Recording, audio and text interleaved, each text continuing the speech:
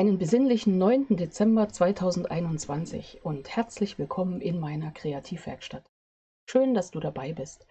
Ich bin Angela von der Stempelfamilie und du befindest dich mittendrin in meinem kreativen Adventskalender. Jeden Abend im Advent zeige ich dir eine sternige Bastelidee, die du fast immer schnell nachbasteln kannst. Und anschließend gibt es die Sterne des Tages aus meinem Sternenpost-Adventskalender. Heute für die Bastelidee öffne ich erstmal wieder meine Box. Das ist in diesem Fall diese Diamantbox.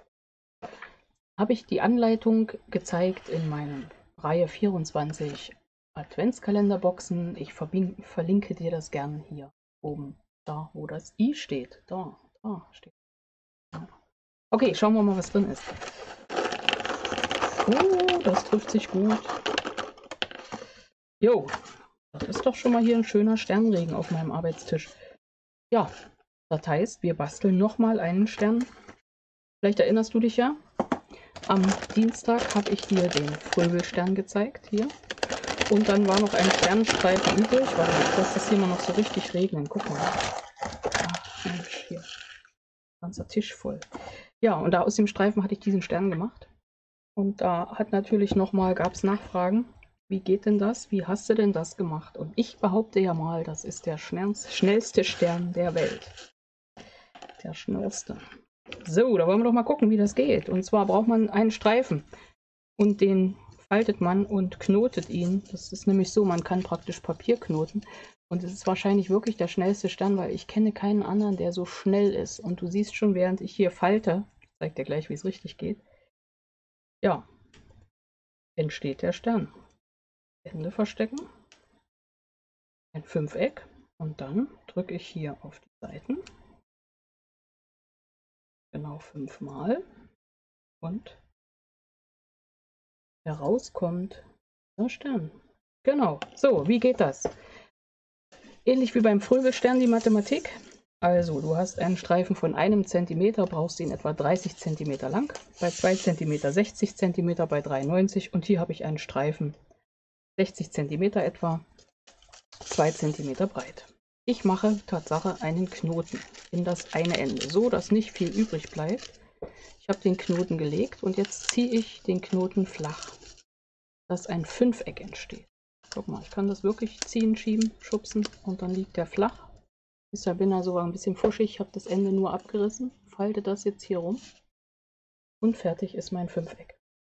Jetzt ist hier der Streifen und den lege ich so, wie sich das Fünfeck ergibt, hier weiter. Und zwar falte ich hier an der Kante und dadurch weiß ich, es geht um diese untere Hälfte beim Fünfeckstreifen. Falte die nächste Kante und da drehe ich das Ganze und es geht um die obere Hälfte. Hälfte ist natürlich falsch, ne? Um den oberen Teil. Eine Hälfte kann immer nur die Hälfte sein. Du siehst, es ist mehr als die Hälfte. Nächste Kante. An die Kante falten. Gucken, dass das Ganze schön gerade ist. Ein bisschen schwierig, weil ich das hier so in der Kamera mache. An der Kante falten und drüberlegen und es ergibt sich, wo er lang geht. Nächste Kante. Ich falte direkt an der Kante. Geht er wieder auf der Seite lang. Falten. Drehen. Falten. Drehen. Falten. Drehen. Und das Fünfeck wird immer stabiler. Und drehen ist das Wort des Tages. Falten und drehen. Und das Ende, wenn es so lang wie ist wie jetzt hier, wird versteckt. Ich hole mal meine Lieblingspinzette. Hier siehst du das Fach. Nochmal, da ist das Fach. Und da stecke ich den rein. So, das Papier sollte nicht zu dick und nicht zu dünn sein. Das ist wieder eine schöne Ansage. Es geht sämtliches Designerpapier, wobei wir da ein Problem mit der Länge haben. Es geht aber auch auf 30 cm. Der hier habe ich 30 cm genommen und sogar 1,5 breit. Der ging also auch. Ausprobiert. So, das Fünfeck. Jetzt ist der Moment. Entweder das funktioniert oder nicht. Wenn das nicht funktioniert, schmeiße ich das gleich in die Ecke und fange ein neues an. Und das würde ich dir auch empfehlen, weil du ärgerst dich schwarz. Wenn das einmal verknickt ist, funktioniert nicht. Okay. So sollte es in etwa aussehen und jetzt nehme ich mir die Kante, die komplett geschlossen ist. Hier ist so, die ist nicht komplett geschlossen. Mit der fange ich also nicht an, sondern ich fange mit so einer an. Hier die nehmen. Jetzt drücke ich nicht auf die Mitte, sondern ich fasse es so an den Kanten an. Und dann drücke ich jetzt auf die Mitte von der Kante. Sehr wohl, aber nicht auf die Sternenmitte, hier auf die Mitte der Kante. Du könntest es auch an die Tischkante drücken, geht da genauso. Und jetzt drehe ich den ganzen Stern der Reihe nach, nehme ich jede Kante, nehme die Mitte, nehme meinen Fingernagel, drücke mitten rein. Und das mache ich wirklich mit jeder Kante. Und die letzte. Und du siehst, fertig ist dieser Hohlstern. Es ist ein Hohlstern, weil innen ist er hohl. Jetzt könnten natürlich Süßigkeiten rein, aber die kriegen wir ja nicht wieder raus. Geht also nicht, war Quatsch. Okay, das ist einer aus 3 cm, der ist aus 2 cm. Ja, keine Zauberei, ne? Ich habe hier nochmal ein fertiges 5-Eck schon. Drücke in die Kanten, in die Mitte rein. Wie gesagt, sollte das mal nicht gehen, nicht verzagen. Nimm dir einen neuen Stern, einen neuen Streifen, falte neu. So, fertig. Ist auch der große. Selbst das geht. Und wenn die so alle auf dem Teller liegen, ist das echt super. Und damit du siehst, dass das schnell geht, mache ich das noch einmal. Ich habe hier ja ein Maß, das sind 2 cm. Ich gehe auf 30 cm. Ich kann auch den ganzen nehmen, das ist auch schön. Aber ich nehme jetzt ca. 30 cm. Viel weniger sollte es auch nicht sein. Ich mache nochmal den Knoten. So, drücke die Seite rum. Habe hier das Stück rausschauend. Und falte jetzt an der Kante um. Und es legt sich um das 5-Eck mein Streifen. Ja, und solche Sterne, glaubst du es nicht? Letztens haben wir zusammen auf einem Markt gestanden. Einige kreative Mädels miteinander unterwegs. Ich war auch dabei. Und ich habe im Laufe des Nachmittags Tatsache über 100 Sterne gefaltet. Es geht. Es ist kein Drama. Hier, irgendwo müssen sie ja herkommen. Ja. Okay, also probieren. So, wir drücken wieder. Mitte hohl. Ja, halte nur an den Kanten. Drücke in die Mitte rein. Und wie von Zauberei entsteht ein Stern. Ja, fertig. Dann mal ran an die Papierstreifen. Entweder bleiben beim Fröbelstern bauen welche übrig oder du bist beim Fröbelstern bauen verzweifelt. Dann haben wir ja noch diese Chance. Okay, das war die kreative Idee für heute. Was fehlt? Schluck Tee. Okay, ein Schluck Tee. Und jetzt, morgen habe ich bestimmt auch wieder meinen roten Pelz an. Der ist heute in der Wäsche. So, was haben wir denn hier? Die Sterne. Und der Spruch des Tages aus dem Afrika-Adventskalender von Cordula. Mal schauen, was heute gibt. Das ist meistens eine afrikanische Weisheit. Heute ein Sprichwort der Kikuyu. Ich setze das Bild wieder auf meinen Blog. Dann kannst du dann nochmal den Text, der drunter steht, lesen. Der überfordert mich gerade so ein bisschen. Dass ich so viele Wörter drin sehe, lese ich gar nicht los. Okay, es liegt nur an den Augen. Jetzt der Spruch.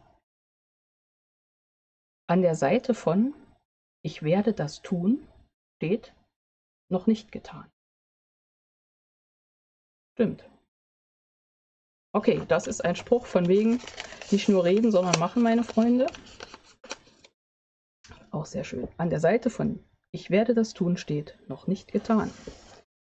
Jo, wunderbar. Und jetzt die Sterne des Tages von 4 fleißigen Sternen und kreativen Bastlerinnen. Und zwar der Stern Nummer 1 von Silvia, der Stern Nummer 2 von Ute aus Freiberg in Sachsen, der Stern Nummer 3 von Angela aus Neumünster, das liegt in Schleswig-Holstein, und die aus der Abteilung Bunt gemischt gibt es von Jessica aus Chemnitz, das liegt in Sachsen, diesen Briefumschlag. Jessica gehört übrigens auch in mein Demo-Team, da waren schon einige Mädels jetzt dabei. So, dann schauen wir doch mal. Silvia. Mal auf und hole mal raus. Uiuiuiui, das sieht nach Bastelpackung aus. Da breche ich. Ja, ich denke, geht das los. Ich breche das hier raus. Moment. Muss ich Schere nehmen? Soll ich? Mache ich. Ja, gut, dass ich heute eine kurze Sternenidee hatte. Weil hier gibt es ja noch was. Okay, ein Teil. 2 Teile. Das ist ähnlich wie diejenigen, die gestern die Ersatzsternepackung hatten und was bauen konnten. Bauen wir heute auch was. Das ist supi. Mal schauen, ob ich das fertig bringe. Okay, da unten gebrochen. Und hier.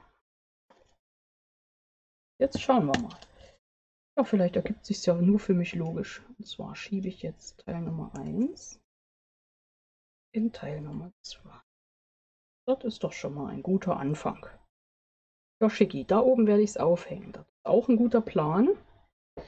Und jetzt habe ich hier noch 2 Teile. Jetzt habe ich erst gedacht, ich könnte die so ineinander. Es passt nicht, deswegen kommen die hier vorne ran. Pass mal auf, das wird so schicki. Ja, dort passt dahin.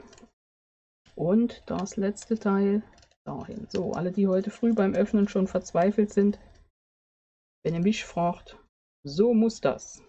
Da haben wir das noch ein bisschen richten müssen. Und jetzt zerbeiße ich. Guck mal. Ist das nicht ein schicki 3D-mäßiger Stern, den ich mir nachher irgendwo hinhänge? Sehr schön. Das ist der Stern von Silvia. Von Ute gibt es diesen Stern. So, die eine Seite hat ein kleines Sternchen drauf und die andere Seite ein größeres. Das ist der Stern von Ute. Angelas Stern, das bin ich. Da ist außen drauf hier einer meiner Lieblingsbärenstempel. Der bringt die 9, der Hase hat die 9. Und innen rein dachte ich, wenn ich schon Sterne bastel, dieses Jahr mitbastel, dann gibt es natürlich, tada, mein Lieblingsstempelmotiv, das Kaffeeschwein. Und das habe ich auf einen Fröbelstern gesetzt, und zwar auf einen halben Fröbelstern. Habe ich ja gestern schon gesagt, man kann auch in der Hälfte aufhören, wenn man keinen Bock hat, diese schönen Knubbel daran zu bauen und sagt, ich bin schon fast verzweifelt, dann gehen auch halbe Fröbelsterne. Und wenn man sie in den Brief flach packen muss, sowieso. Und da habe ich in Gold ein Feld aufgetragen mit einem geprägten Rand, also einem bestimmten Rand, und das Kaffeeschwein ist embossed. So ist es, das ist der Stern. Genau, und von der lieben Jessica aus Chemnitz kommt jetzt noch dieses in der Abteilung bunt gemischt. Übrigens hier, man beachte die Details, da ist auch eine Briefmarke aufgestempelt. Ja, und drin ist diese schöne Halterung für einen Teebeutel. Wunderbar, toll geworden. Und Blinky Blinky Bill ist auch drauf. Eine schöne Idee, auch aus Sachsen. Wunderbar. Ja, 4 schöne Sterne oder Basteleien im Advent. Und das war's für heute schon wieder. Ich hoffe, du hast was gefunden und was gesehen, was du denkst, das kannst du weiter basteln. Und ansonsten schau einfach in eine meiner anderen Videoanleitungen hinein oder in ein Video von gestern, vorgestern oder vorgestern. Und ansonsten wünsche ich einen besinnlichen Abend und freue mich schon auf morgen. Vielleicht sehen wir uns ja wieder hier 18 Uhr zum nächsten Türchen in meinem kreativen Adventskalender. Bis dahin, freue mich auf dich. Deine Angela von der Stempelfamilie.